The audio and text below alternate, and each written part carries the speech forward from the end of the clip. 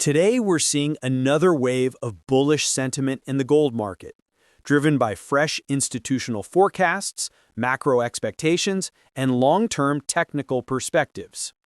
First, Investing.com reports, Deutsche Bank raises 2026 gold price forecast to $4,450 per ounce, previous $4,000 per ounce. So Deutsche Bank is now projecting an additional $450 upside by 2026, showing increasing confidence in gold's long-term momentum. That's echoed in a detailed update shared by Walter Bloomberg, which states, Deutsche Bank raised its 2026 gold forecast, citing steady investment inflows and strong central bank buying. The bank now expects gold to average $4,450 per ounce, up from $4,000, with prices likely ranging between $3,950 and $4,950. Analysts say demand from central banks and ETFs continues to absorb supply that would normally go to more price-sensitive sectors like jewelry. Global demand is also outpacing new mine production and recycled supply. Gold futures are up 0.7% to $4,170 per ounce. There's a lot packed into that. Central banks continue accumulating, ETF flows remain supportive, and supply isn't keeping pace. That structural imbalance has been one of the dominant long-term price drivers in this cycle. Meanwhile, market strategist Rashad Hayev adds a technical perspective, writing, Gold's multi-decade cup and handle formation in action.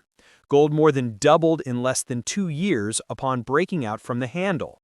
Same is about to silver.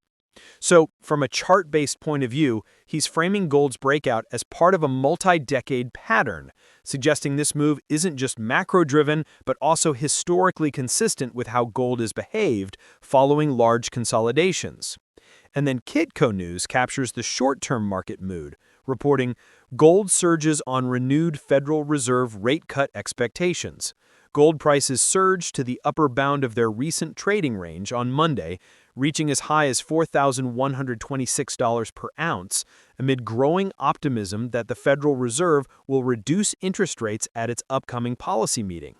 The precious metal has been trading within a range of $4,000 to $4,125 in recent sessions, and renewed speculation about monetary easing has pushed prices toward the top of that band.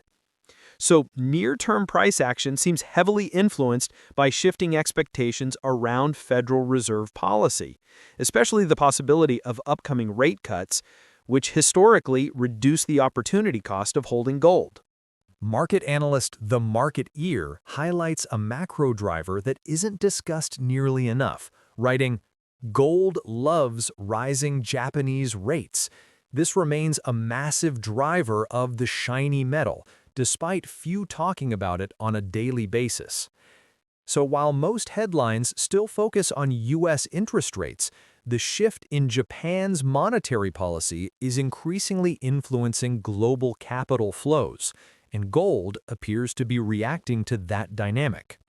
Then Sam Callahan adds another surprising angle related to demand. He writes, Tether bought more gold last quarter than every central bank. That's a remarkable statement, especially considering central banks have been some of the most aggressive gold buyers in recent years. It suggests private sector and digital finance demand may now be playing a bigger role in the physical gold market. Technical strategist The Great Martis gives a chart-based update, stating, Gold, getting close to an upthrust candle. We have the breach. Now we consolidate above the break and await the upthrust candle accompanied by volume.